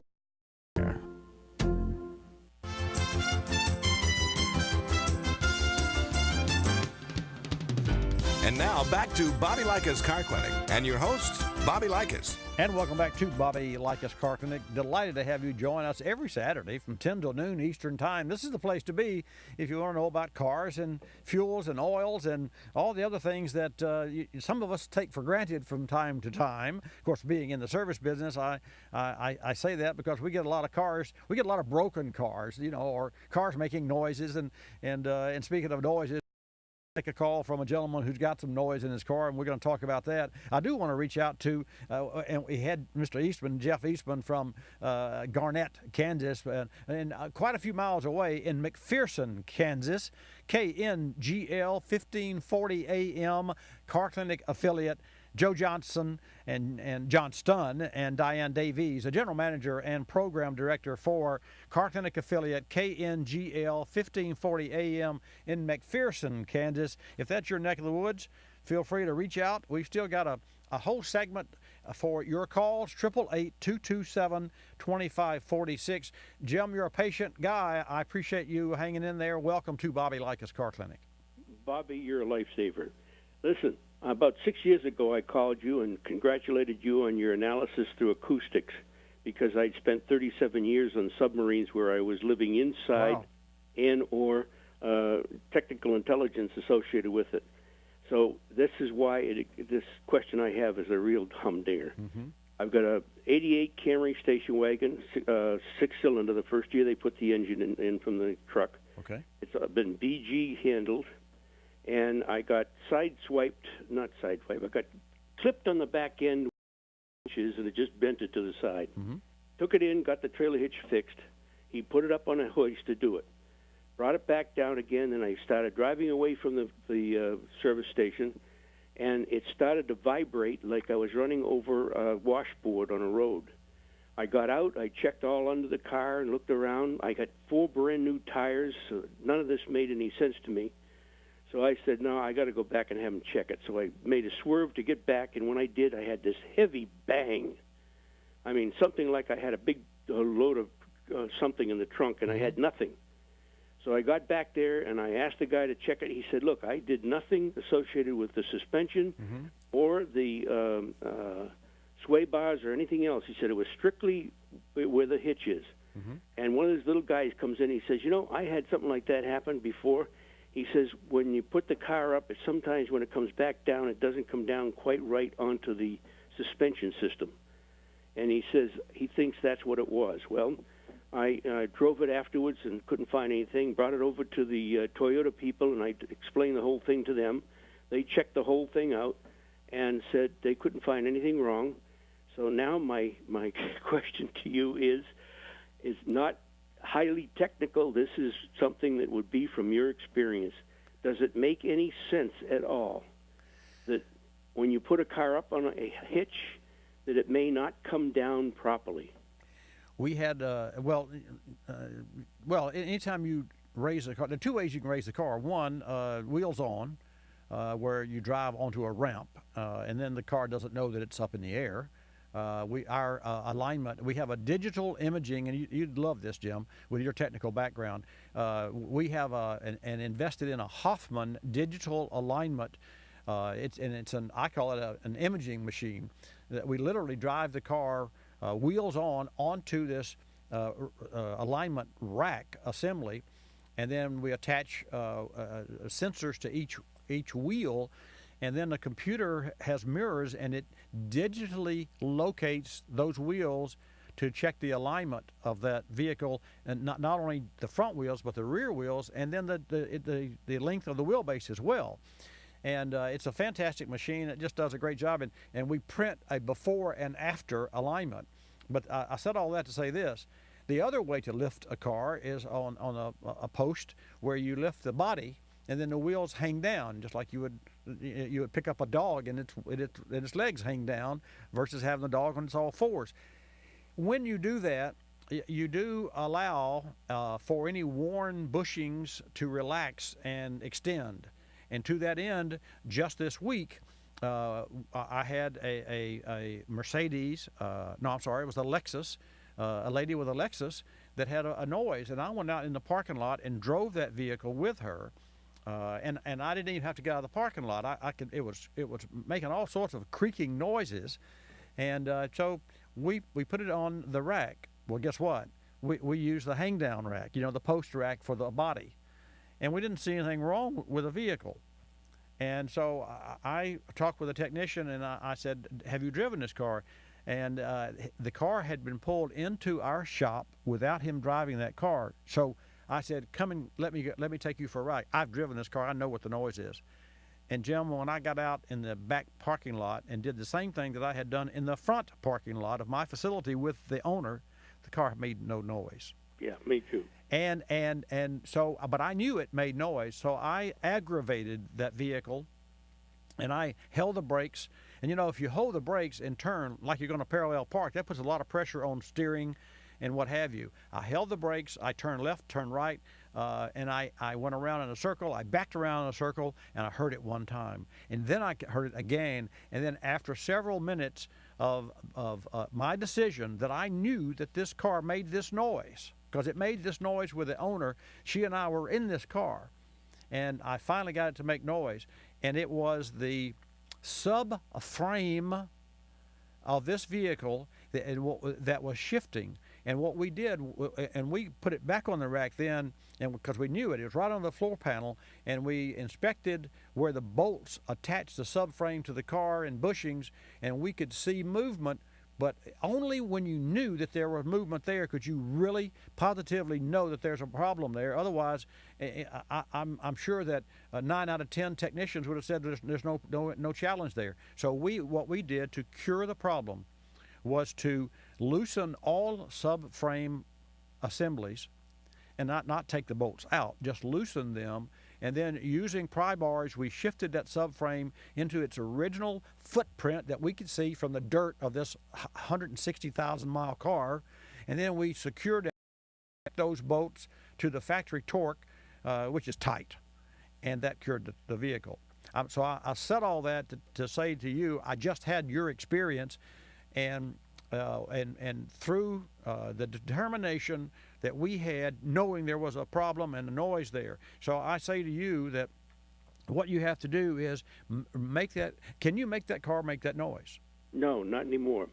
But I think you've explained it, because I'm about to take a 2,000-mile trip, and everything you explained indicates that normal driving shouldn't affect this at all. No, well, this car had no problems normal driving. It was when you stopped and turned into the driveway or pulled into a parking lot and stressed the power steering, like parallel parking. That really puts if you have a weak power steering, high pressure hose, it's going to break when you go to park the car, burst, because that's when you really need help turning the steering wheel. Once you get up to speed, you know, it's easy to steer, so it's easier for the car to steer. And there's variable power steering pressure on all cars now, so for gas mileage purposes. And for I suspected something like that. When I got the bang, I got it because I was doing swerving drive down the road. Hey, Listen, thank you for that information. I got something for you too. Yeah, I appreciate your call, and thanks for tuning in, and thanks for always your confidence in me, and always to revisit with you. And one of the things, speaking of revisit, I'm going to take a call from Washington. Then we're going to come back and take a call from Mark. So Mark, you hang in there. I want to do a difference. What difference? The K&N difference. One of our customers has a GT Mustang, and this GT Mustang had a factory advertised horsepower of more than 400 horsepower. Well, folks, what's factory advertised as horsepower is not what's at the rear wheels. So on the dyno, on a rear wheel dyno, this vehicle had 354 horsepower to the rear wheels. This is in factory trim. So what we did at the owner's request, we did some modifications, but we did not want to go into the engine. We didn't want to change the camshaft. What we wanted to do was we wanted to do bolt-on modifications that would increase the horsepower and the torque of this engine, and we installed a K&N, a beautiful unit, carbon fiber cold air intake systems. And that system actually is the air pipe, it's the air box, it's a K&N free flow, high flow air filter, air intake, and it was just beautifully made from K&N, and we installed that system on this Mustang. We also upgraded the lubricants bumper to bumper to royal purple to include the transmission, the differential, and the engine itself, of course, and we added horsepower. And we also put a catback system on it, which is I think it's more of a noise enhancement than it is for flow, because the Mustang had a pretty good exhaust from the factory. But nonetheless, here's the final result, and it's the difference that really I'm speaking of, the K&N difference. 398 horsepower at the rear wheels without touching the engine, with the addition of the cold air system for that vehicle. And we reprogrammed the computer as well, and that is a 44 net horsepower increase. There's the difference that K&N makes, and you can go to knfilters.com, look up your vehicle, and see the results of multiple tests on your particular vehicle, so that you'll know that you'll get 5 to 7 horsepower or 6 to 8 horsepower or whatever the true accurate horsepower increases. That's the difference that K&N can make with your vehicle. From Washington, Victor, welcome to Bobby Likis Car Clinic. Thanks for holding. Yeah, thank you, Bobby. You said that direct fuel injection increased the economy. Yes. And now, is that because it breaks the fuel up that much better? They've diagnosed and got a better injector there, and is that solenoid or mechanical? That's high pressure push. It's high pressure. There's a last question first. There's a camshaft driven fuel pump that builds 2,000 psi of pressure. And this unit, I'm not speaking specifically of the Ford EcoBoost, which is probably the most popular and most well known. So you've got a high pressure rail of 2,000 psi, and you've got an electronic solenoid that's nothing more than an electronic squirt gun. And that direct injector is mounted so that it sprays fuel directly into the combustion chamber. In doing so, there's a 15% increase in fuel economy, because rather than trying to mix the air with the fuel in the intake port, which is where normally fuel injectors work, you spray it directly into the piston, so there's less loss. Also, and this has to do with the fuel, ethanol enhanced gasoline. Ethanol is an alcohol, and it's cooler, just like you put isopropyl alcohol in your hand. By injecting the ethanol enhanced or blended fuels into the combustion chamber, that cools the combustion more so than port injection, and by doing that, they can increase the pressure, the cylinder pressure, and the total result is more power from the same engine, cleaner emissions because the ethanol contains 35% oxygen in every molecule, and ethanol burns cooler than straight gasoline, so you can get the cylinder pressure up and get it hotter because you're starting off with a cooled flame from the direct injection. So there's nothing but good about direct injection. Does that answer your question?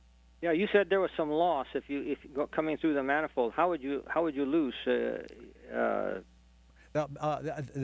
mixing of air and fuel has always been a problem. To properly mix. So if you've got low pressure, 50 psi injection, and let's say you had a throttle body, you're putting fuel upstream, and you hope that fuel mixes with the air equally and properly. But that's away from the combustion chamber. There's no way that you can feed the combustion chamber any better than directly, but which takes high pressure, and still use and have more control over the air-fuel ratio. It's all about, not all, a lot of it's about air-fuel ratio, and that's why you can be stingier with direct injection, because you know precisely the amount of air that's in the cylinder by the mass airflow sensor, and you know precisely the amount of fuel that's injected. But if you inject it upstream, you don't get the same cooling effect, you don't get the same air-fuel mixture, and you don't put it where it needs to be. If you're going to start a fire in a TP, you'd want to start it dead center if you want it to burn evenly. But if you're starting a fire from outside and pushing it into the TP, it's not going to burn the same. So that's why direct injection works so well. It's phenomenal. Yeah, the longer you can, of course, break up the gas, put it in the air. I thought the more it would make fumes out of the gasoline as it floated.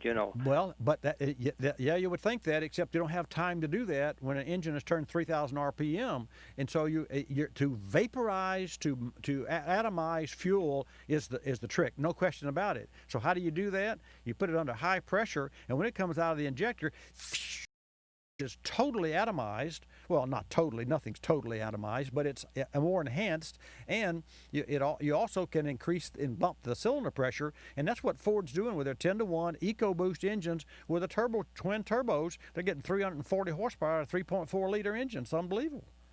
So that's a great question, Victor, and it's the technology, GM's EcoTech, SkyActiv, Mazda SkyActiv, all of the new technologies has to do with downsizing, downspeeding engines, increasing the pressure on top of the piston, and then putting that fuel at the right timing where it needs to be.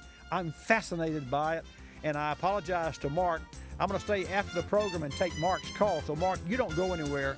Folks, and I'll see you next Saturday, 10 to noon Eastern Time, with Bobby Likis Car Clinic. Likis, you'll love us. This is Bobby Likis Car Clinic. Bobby Likis Car Clinic is a copyrighted presentation of Car Clinic Productions Incorporated and may not be reproduced or rebroadcast without the express written approval of Car Clinic Productions Incorporated.